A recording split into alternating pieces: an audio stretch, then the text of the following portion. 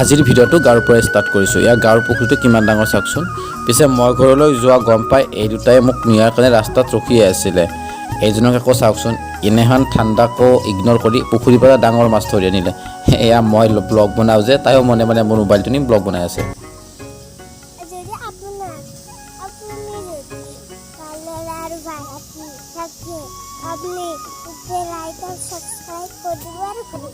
এয়া তাৰ বিদ্যালয় সপ্তাহ। মই নগ'লে হেনো তাই কবিতা আবৃত্তিত অংশগ্ৰহণ নকৰে।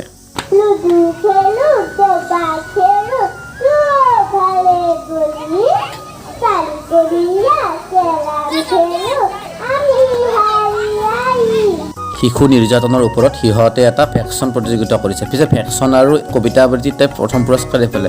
এয়া মেকুৰীজনীক চাওকচোন, তাইৰ ঠাণ্ডা কিন্তু কম নহয়। মানে ঠাণ্ডাৰ দিনত গধূলি আৰু ৰাতিপুৱা বাহিৰত জুই ধৰা অভ্যাসটোতো আমাৰ আছেই।